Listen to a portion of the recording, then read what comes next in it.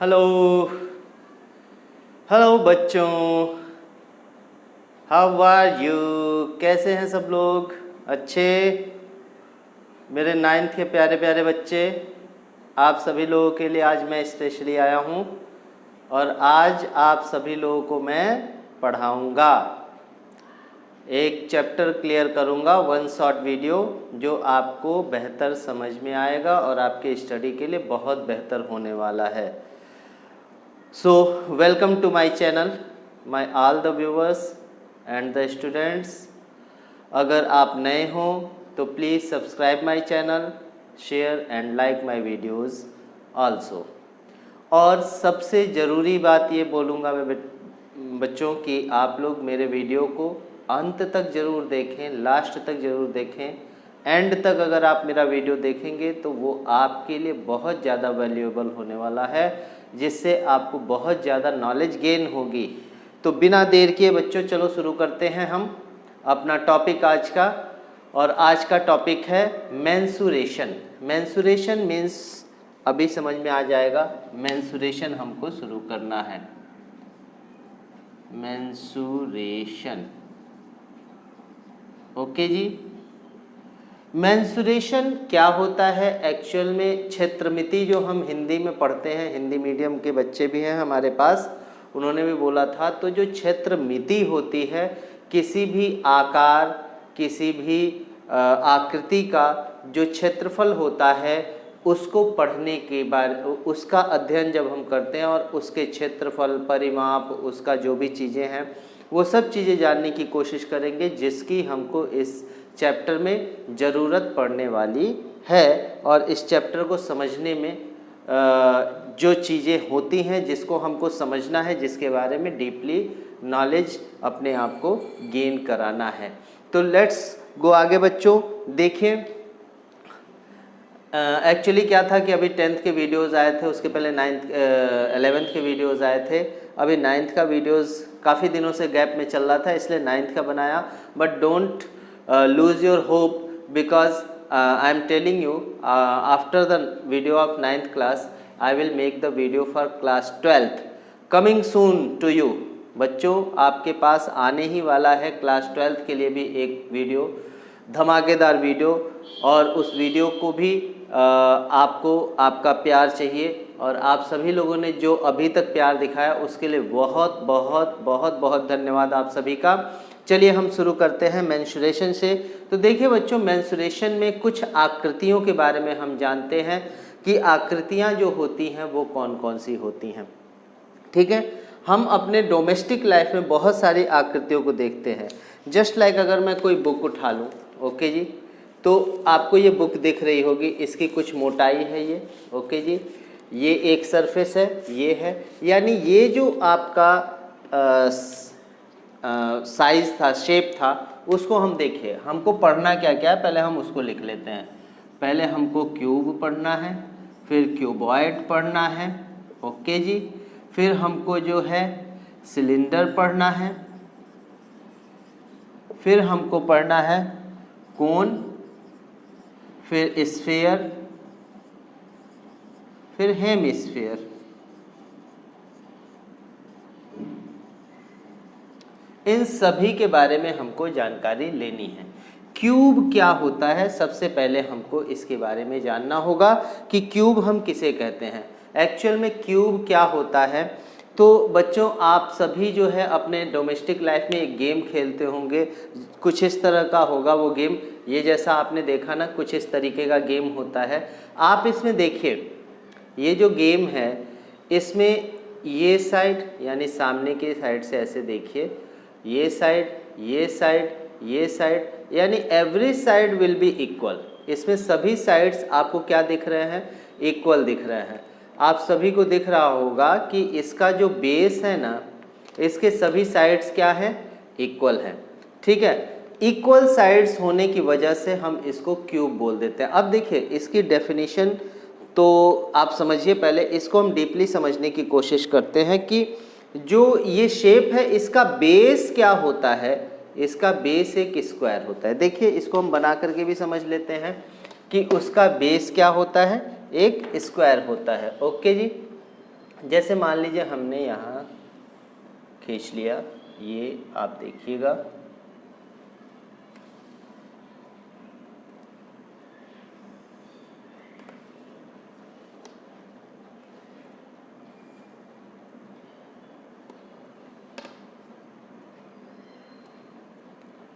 ये आपका मैं बना रहा हूँ क्यूब।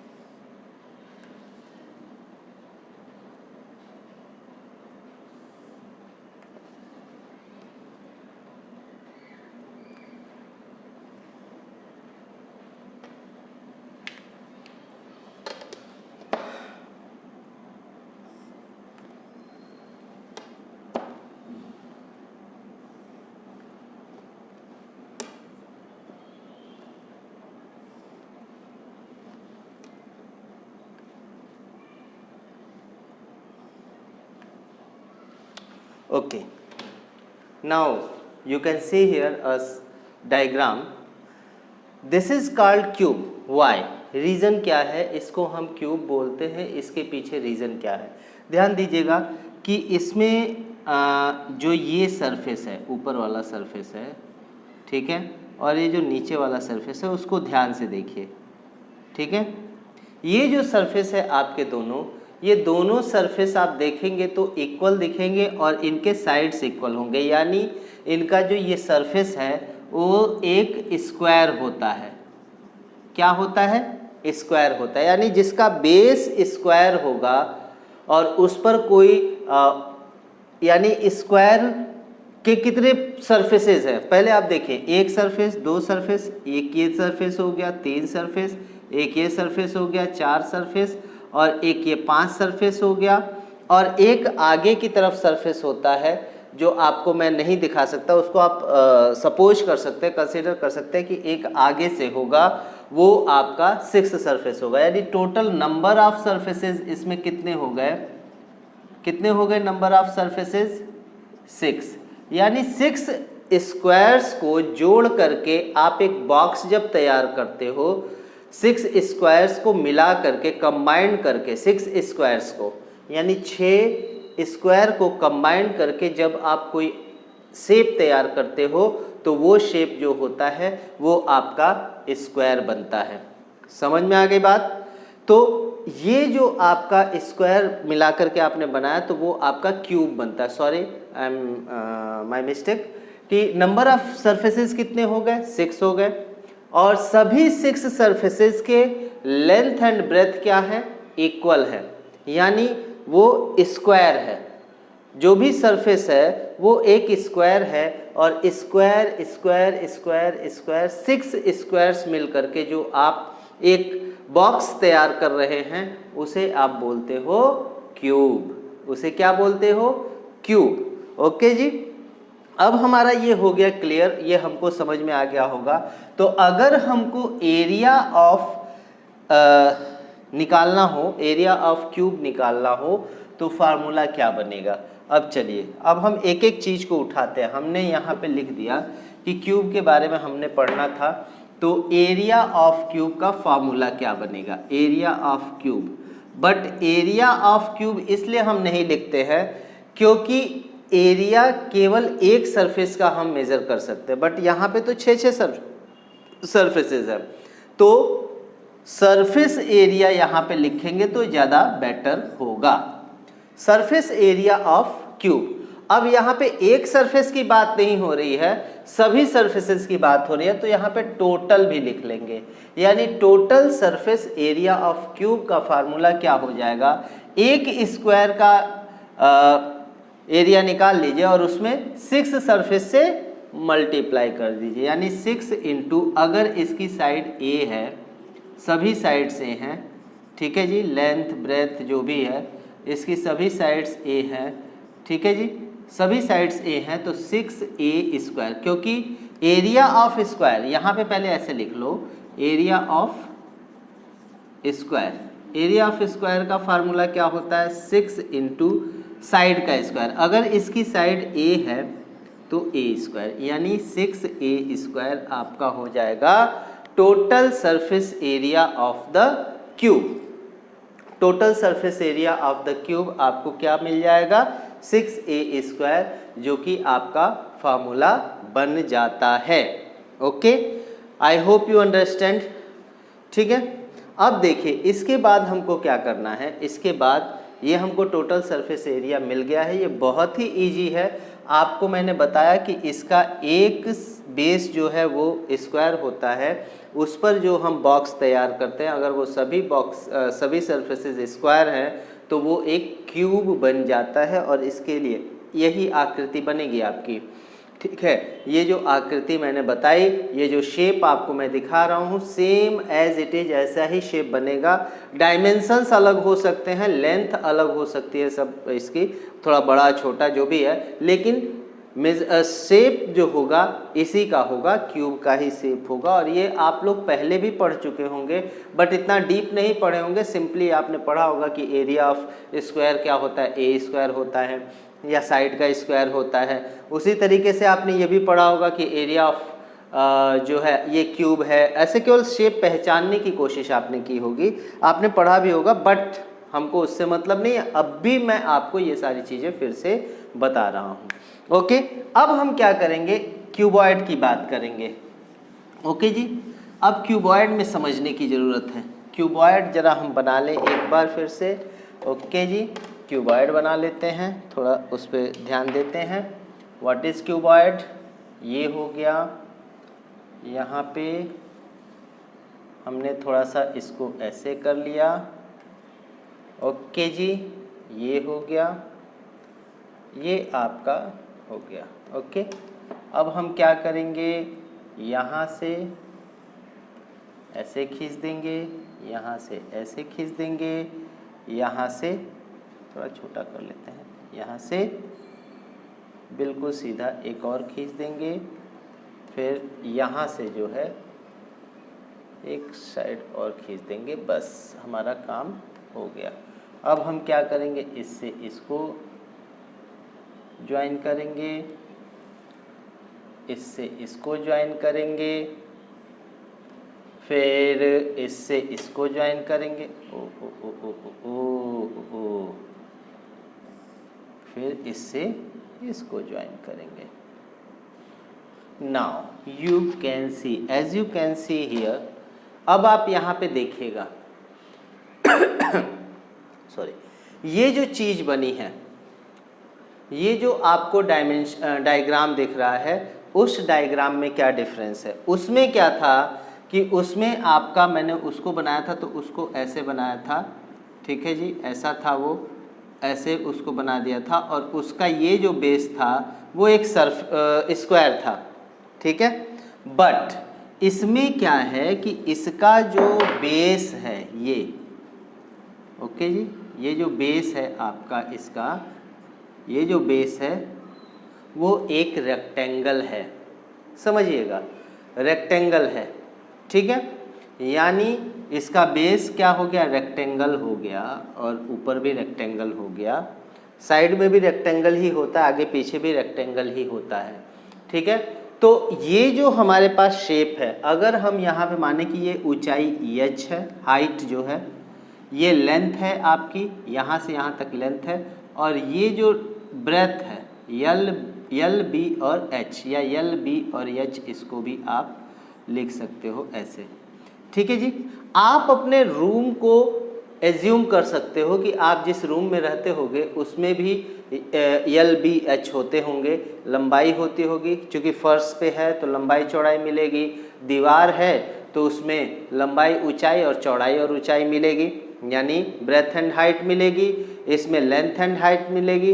एक वॉल में, दो वॉल में आपको लेंथ और हाइट मिलेगी, और दो वॉल में आपको ब्रेथ एंड हाइट मिलेगी, और फर्श पे, फ्लोर पे आपको जो है लेंथ और ब्रेथ मिलेगी, और सीलिंग में भी आपको लेंथ एंड ब्रेथ मिलेगी। ये आपको ध्यान रखना होगा, ओके जी। अब चलिए, अगर हम बात करें इसके सरफेस एरिया की, तो इसमें कितने रेक्टेंगल हो गए, 1 2, और एक आगे की तरफ होगा और एक पीछे की तरफ, 3 4, और एक ये, और एक 5 6, यानी टोटल नंबर ऑफ सरफेस इसमें भी कितने हो गए, number of surface number of surface इसमें भी आपके हो गए 6। Okay ji. बट यहाँ पे जब हम एरिया की बात करेंगे, एरिया यानी क्षेत्रफल की बात जब हम करते हैं, तो क्षेत्रफल जो है आपका लंबाई गुणे चौड़ाई आपके फर्श का तो हो जाएगा, सीलिंग का भी लंबाई गुणे चौड़ाई, यानी फर्श का आपका लेंथ इनटू ब्रेथ हो गया तो सीलिंग का भी लेंथ इनटू ब्रेथ हो जाएगा। बट जो वॉल्स होंगे उसमें थोड़ा सा डिफरेंस हो जाएगा, यानी हम पहले सीलिंग और फ्लोर का लिख लेते हैं, यानी ऐसे लिखेंगे area of ceiling plus area of floor. Okay जी, प्लस ये आपका निकल गया, यानी 2 का हमने निकाल लिया। अब इसको निकालो तो इसमें H और ये जो है आपका B है, तो B इंटू H और यहाँ भी B इंटू H आएगा, क्योंकि एरिया क्या होता है, लेंथ इंटू ब्रेथ होता है, तो यहाँ पे H लेंथ हो जाएगा और B ब्रेथ ही रहेगा। ओके, चलिए, तो area of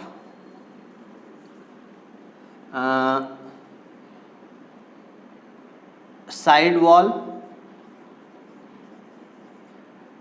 into 2 plus area of opposite side wall यानी बिसाइड साइड वॉल, यानी 2 का तो आपने निकाल लिया, 2 और वॉल बचे हैं, एरिया ऑफ रिमेन 2 वॉल्स, बचे हुए 2 वॉल्स का इंटू 2। ठीक है ना।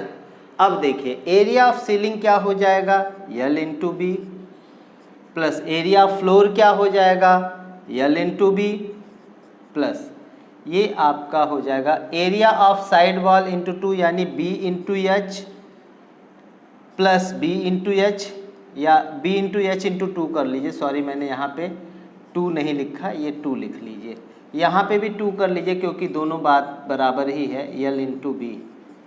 ओके, प्लस यहाँ पे 2H इंटू L। ओके जी, आपका क्या हो जाएगा, area of ceiling, area of floor आपका ये मिल गया, यानी 2LB आपको टोटल मिल गया, 2LB plus 2BH plus 2HL।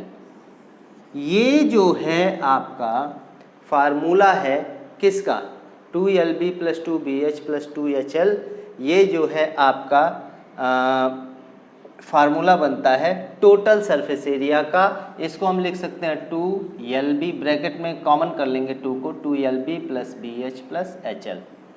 Okay जी, ये समझ लीजिएगा। ठीक है, ये आपका बन गया टोटल का टोटल सरफेस एरिया का फार्मूला। ये जो फार्मूला है टोटल सरफेस एरिया यानी TSA से हम इसको शो करते हैं, मैक्सिमम जगह पे हम TSA भी लिखते हैं। TSA का फुल फॉर्म होता है टोटल सरफेस एरिया। ओके जी, समझ में आया, एकदम क्लियर, कोई दिक्कत नहीं है। आपको 2 वॉल्स इधर के, 2 वॉल्स इधर के, 2 वॉल्स आगे पीछे के और ऊपर की सीलिंग और फ्लोर का निकाल करके सबका एरिया अगर आप ऐड कर देंगे तो total surface area of cuboid मिल जाएगा।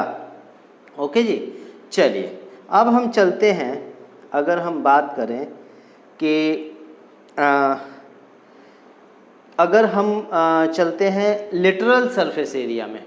ठीक है, लिटरल सरफेस एरिया क्या होता है, या एरिया ऑफ 4 वॉल्स की बात करें, वो भी एक फार्मूला बनता है। जैसे आपके पास अगर कोई बॉक्स है और वो ऊपर से खुला है, नीचे से खुला है, केवल 4 उसमें जो है दीवारें हैं, उनको अगर आपको पेंट करना है या कुछ करना है तो उसका एरिया कितना होगा, कैसे फाइंड आउट करेंगे, तो उसके लिए आपको एरिया ऑफ 4 वॉल्स की ज़रूरत पड़ेगी। तो चलिए एरिया ऑफ 4 वॉल्स के लिए हम चलते हैं।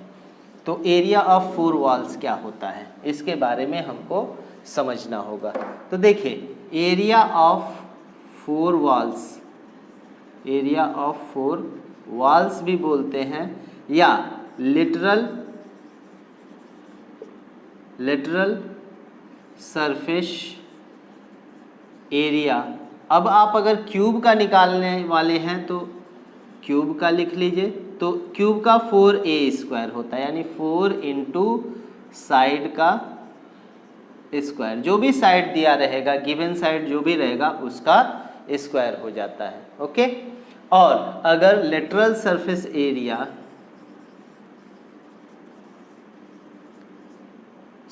एरिया ऑफ क्यूबॉइड की बात करेंगे तो आपका हो जाएगा 2 ब्रैकेट में L plus B into H. ये इसको हम बोलते हैं area of 4 walls of cuboid. Okay जी, यही होता है area of 4 walls of cuboid का। Area of 4 walls literal surface area of cube, ये हो गया एरिया ऑफ 4 वॉल्स का, ये आपका फॉर्मूला बन जाता है। अब देखिए, जैसे आपसे कहा जाए कि इसको मैं मिटा रहा हूँ, अभी आपसे एक क्वेश्चन कहा जाए कि Rohan wants, okay, Rohan wants to white wash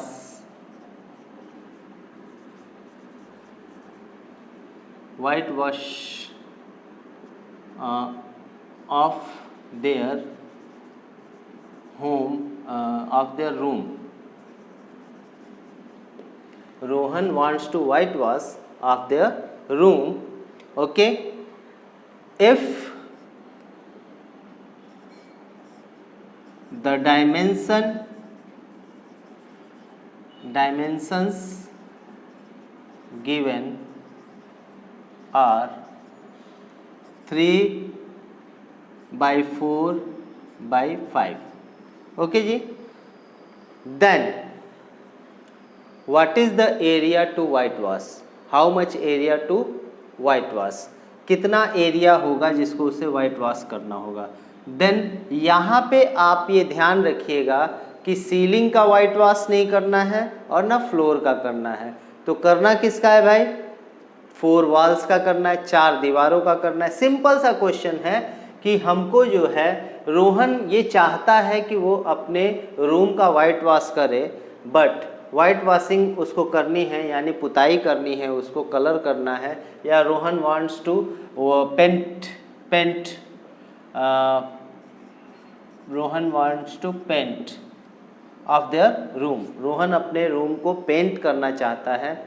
okay जी, तो पेंट करना चाहता है तो इन दैट कंडीशंस उसको जो है डायमेंशंस दिए हुए हैं कि उसके 3 मीटर, 4 मीटर और 5 मीटर। 3 मीटर उसका लेंथ है, ब्रेथ 4 मीटर है, हाइट 5 मीटर है। ठीक है, ये सारी चीज़ें दी गई हैं, ये डायमेंशन दी गई एज इट इज़। मैंने बस ऐसे एक जनरल सा क्वेश्चन उठा लिया है अपने मन से, तो इसको समझिएगा।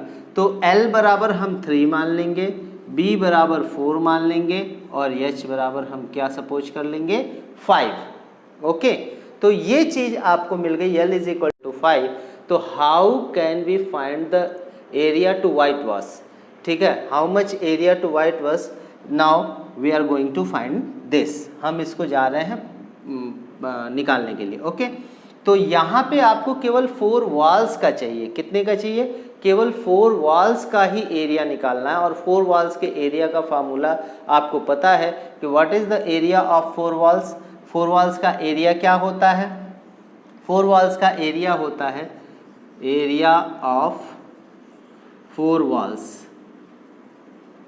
अब देखिए, अगर 3, 4, 5 ये तीनों डिफरेंट हैं, सबसे पहले ये ध्यान देना कि ये डिफरेंट है कि सेम है। अगर डिफरेंट हैं तो ये क्यूबॉइड होगा। क्लियरली है, एकदम क्लियरली है कि अगर ये डिफरेंट मेजरमेंट्स हैं तो वो एक क्यूबॉइड होगा। और क्यूबॉइड का एरिया ऑफ 4 वॉल्स क्या होता है? 2 ब्रैकेट में L plus B into H. Now 2 what is the L?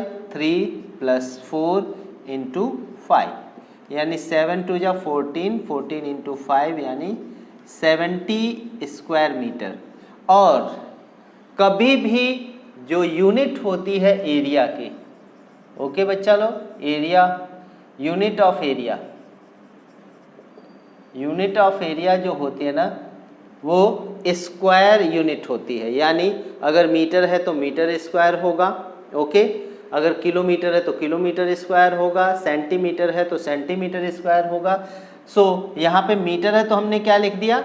Metre square लिख दिया। ओके, यानी ये जो स्क्वायर हम शो करते हैं, जहाँ भी आपको स्क्वायर दिखे ना क्वेश्चन में अगर पहले वही दे दिया और उसके बाद बोला कि डायमेंशंस फाइंड करो, तो जब भी आपको स्क्वायर दिखे इट मीन्स कि वो आपका क्या है, वो आपका एक स्क्वायर का फार्मूला दिया गया है, यानी वहाँ पे वो एरिया ही दिया गया है और एरिया के बारे में ही बात हो रही है, इतना आपको समझ लेना है। ओके जी, चलिए अब चलते हैं आगे थोड़ा सा, लेट्स गो आगे। अब हम आएंगे, ये वन शॉट वीडियो है इसलिए इसमें केवल मैं फार्मूला और इक्का दुक्का क्वेश्चंस लेकर के चलूँगा ताकि आपको कॉन्सेप्ट क्लियर हो जाए। बाद में हम एक्सरसाइज की तरफ भी बढ़ेंगे। डोंट वरी, आपको निराश होने की ज़रूरत नहीं है, बिल्कुल आप निश्चिंत हो जाइए, ठीक है, टेंशन लेने की कोई बात नहीं है। ओके, अब हम आते हैं, हमने क्यूब और क्यूबॉइड के अभी सरफेस एरियाज़ के बारे में समझ लिया। अब क्यूब का वॉल्यूम क्या होता है? वॉल्यूम मतलब होता है हिंदी में आयतन। वॉल्यूम ऑफ क्यूब क्या होता है? ओके जी, वॉल्यूम ऑफ क्यूब एक्चुअल में लंबाई, length into breadth into height, किसी भी चीज़ के लिए अगर आपको वॉल्यूम निकालना है तो उसके लेंथ, ब्रेथ और हाइट का मल्टीप्लाई करना पड़ता है। मतलब ऐसे कोई भी शेप हो तो, बट इन द हेमिस्फीयर वहाँ पे दूसरी चीज़ आ जाती है। ओके, तो यहाँ पे अगर हम, और सिलेंडर के लिए, कोन के लिए, इन सब चीज़ों के लिए अलग अलग फार्मूले होते हैं, बट क्यूब और क्यूबॉइड के लिए L into B into H होता है। तो यहाँ तो यल भी यल ही है, बी भी यल ही है, यानी क्योंकि इसमें यल बी एच तीनों इक्वल होते हैं क्यूब है तो यहाँ पे आपका तीनों क्या हो जाएगा, यल हो जाएगा, देन यल क्यूब। यानी आप यहाँ पे इसको ऐसे भी लिख सकते हैं कि साइड का क्यूब जो होता है वो वॉल्यूम ऑफ क्यूब होता है। ओके जी, जैसे एक क्वेश्चन दे दे कि cube has 4 metre side,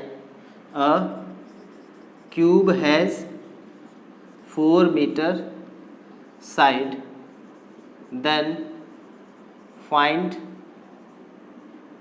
the volume of cube. ये सिंपल सा क्वेश्चन है, तो क्या करेंगे, वॉल्यूम ऑफ क्यूब का फार्मूला यल क्यूब या साइड क्यूब होता है। तो साइड आपको क्या गिवन है, 4, तो 4 का क्यूब कर देंगे, देन कितना हो जाएगा, 64 cm है, अगर मीटर है तो मीटर क्यूब। ओके जी, ठीक है, ये आपका आंसर बन जाएगा। ओके, समझ में आई बात? आपको इजी वे में अगर कोई साइड दिया तो उसका क्यूब कर देंगे तो आपको वो क्यूब का वॉल्यूम फाइंड आउट हो जाएगा। ओके जी, चलिए नेक्स्ट हम चलते हैं क्यूबॉइड के वॉल्यूम के बारे में, ठीक है। तो वॉल्यूम ऑफ क्यूबॉइड क्या होता है, इसमें कुछ नहीं करना है। क्यूबॉइड में वॉल्यूम ऑफ क्यूबॉइड की अगर हम बात करें तो वॉल्यूम ऑफ क्यूबॉइड आपका क्या हो जाएगा, यल ही होता है, L into B into H. Okay जी, अगर आपको कहा जाए कि cuboid has 4 metre length, 2 metre, यहाँ लेंथ दे दे 4 metre length, 2 metre breadth, okay, and 4 metre height, then find its volume, then volume का फार्मूला you can see here, L यानी 4, B यानी 2 and H यानी 4 also। ओके, यानी 32 metre cube is the answer. Bingo, समझ में आ गया आप लोगों के? I hope you will understand this. Okay, are you getting my point? Okay, अगर सभी लोगों को समझ में आ रहा है तो बच्चा लोग प्लीज़ मेरे वीडियो को लाइक और शेयर करना ना भूलें और सब्सक्राइब करना ना भूलें और वीडियो को अंत तक देखना ना भूलें। अगर आप अंत तक नहीं देखोगे तो समझ में नहीं आएगा, कम समझ में आएगा, फिर आप बाद में बोलोगे कि सर ने क्या पढ़ाया था, मुझे तो समझ में नहीं आया। तो प्लीज़ आप लोग को बहुत मज़ा आने वाला है, बहुत ज़्यादा आपको नॉलेज मिलने वाली है, आपके स्टडी में हेल्प होने वाली है अगर आप मेरे वीडियोज़ को लास्ट तक देखते हो तो। ओके, चलिए, तो हमने ये सारी चीज़ें कर ली। अब हम वॉल्यूम भी पढ़ लिए, हमने सरफेस एरिया भी पढ़ लिया, total surface area, literal surface area, ये सब चीज़ें पढ़ ली क्यूब और क्यूबॉइड के बारे में। अब हम बात करेंगे, सीधे सीधे आते हैं सिलेंडर पे। ठीक है। सिलेंडर होता क्या है एक्चुअल में, सिलेंडर को अगर हम बनाने की कोशिश करें तो कैसे बना सकते हैं उसको हमको देखना पड़ेगा। ओके जी, तो थोड़ा सा हम इसको एक प्रैक्टिकली एक पेज लेते हैं। जस्ट लाइक मेरे पास से एक पेज है सिंपली, ठीक है। ये पेज को देखिए, ये अगर हम मान लें कि ये मेटल शीट है, ये क्या है, एक मेटल शीट है। ओके जी, इस मेटल शीट को हमने ऐसे मोड़ दिया, ध्यान दीजिएगा थोड़ा सा। ओके, अब हमने इसको मोड़ दिया तो आप देखोगे कि इसका शेप जो है कैसा हो गया। ये जो शेप बना आपका, इसमें ध्यान देने वाली बात ये है कि ये जो शेप बना है ये चारों तरफ से सर्कुलर है, यानी ये गोल है। इसका बेस जो हो गया है वो सर्कल हो गया है। हाइट तो आपका जो ब्रेथ था वो हाइट बन गया, जो इस पेपर का ब्रेथ था वो हाइट बन गया, और जो लेंथ था इस सर्कल का सरकमफरेंस बन गया। इस सर्कल का क्या बन गया, सरकमफरेंस। और हमको ये पता है कि सिलेंडर का ऊपर नीचे जो बेस बना है सर्कल जैसा, वो दोनों सर्कल आपस में इक्वल है। अगर रेडियस यहाँ पे, चूँकि सर्कल है तो रेडियस आएगा, सरकमफरेंस है तो रेडियस आएगा ही आएगा। तो रेडियस जो है वो ये और ये दोनों इक्वल होगा, क्योंकि दोनों सर्कल के वैल्यूज़ इक्वल हैं। ओके जी, चलिए, तो आप ये समझ गए कि ये जो ब्रेथ यहाँ पे बनता है, ब्रेथ जो थी मेटल शीट की, धातु के पन्नी की या चादर की जो मेटल शीट की ब्रेथ थी, वो यहाँ पे हाइट बन गई है। बट अब इसी को थोड़ा सा दूसरे तरफ से हम मोड़ दें। अब हमने इसको ऐसे मोड़ दिया। ओके जी, अब देखिएगा, इसको मोड़ने के बाद भी तो ये एक सिलेंडर का फॉर्म बन गया, अब ये भी एक सिलेंडर का फॉर्म बन गया।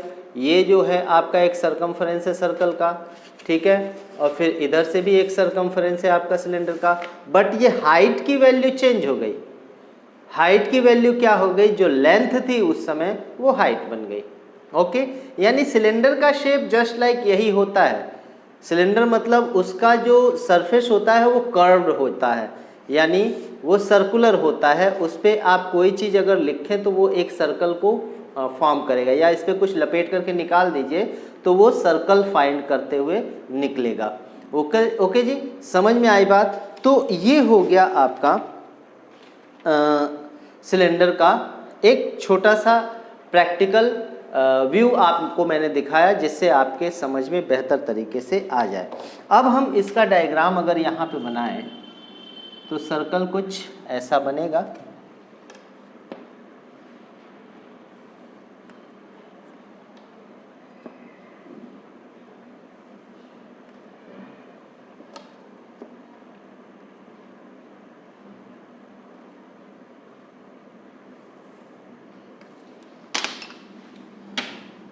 यानी जो मैंने डायग्राम आपको पेपर पे बना के दिखाया था, जस्ट लाइक दिस। ओके जी, ये आपका थोड़ा सा यहाँ पे गड़बड़ हो रहा है, ये चलिए वो थोड़ा सा हो जाता है, उसमें कोई प्रॉब्लम नहीं है। अब यहाँ से यहाँ तक आपका जो होगा, ये सर्कल का क्या होगा, ये रेडियस होता है, इसको हम रेडियस शो करते हैं, आर से शो करते हैं, capital R, small R, as you want, जो आप चाहते हो वो वहाँ पे डिनोट कर सकते हो, स्टैंड कर सकते हो फॉर रेडियस। ओके, अब इसके बाद रेडियस यहाँ से यहाँ तक आपका क्या हो जाएगा, ये पूरा आपका डायामीटर हो जाएगा, डायामीटर ऑफ सर्कल हो जाएगा, पूरा क्या हो जाएगा, डायामीटर। यानी डायामीटर यानी radius is equal to d/2 होता है। ये ध्यान रखिएगा कि डायामीटर का हाफ जो होगा वो रेडियस के इक्वल में आ जाता है। ओके जी, चलिए अब हम आगे क्या करेंगे, इसको थोड़ा सा समझने की कोशिश करें कि d बराबर r, r बराबर d/2 हो गया। अब ये आपका जो है ये हाइट हो जाता है, हाइट ऑफ सिलेंडर इसको बोला जाता है। इसको क्या बोला जाता है, हाइट ऑफ सिलेंडर बोला जाता है।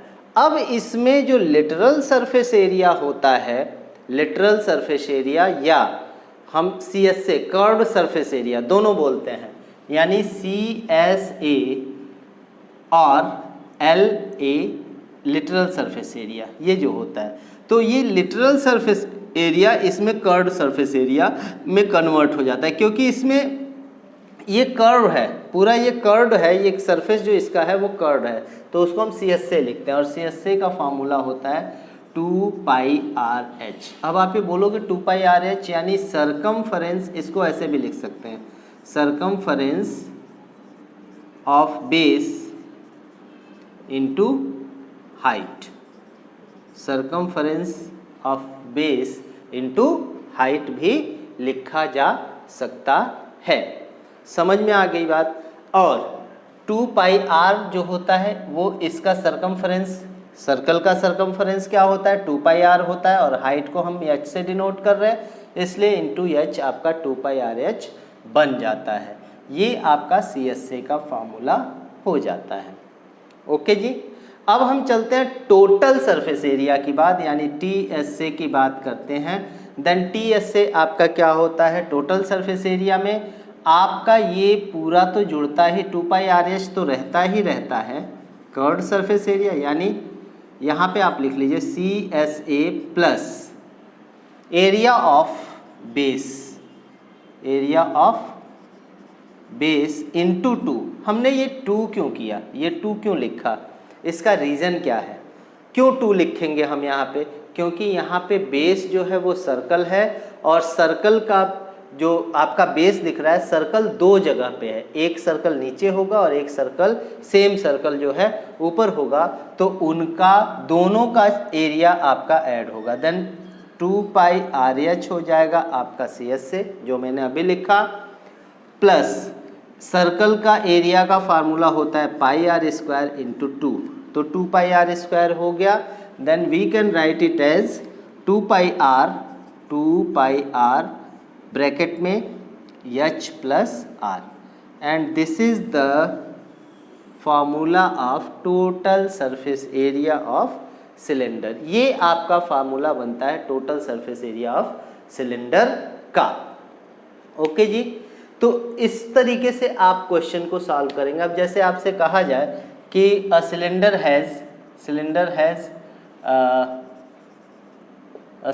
Has radius 4 centimetre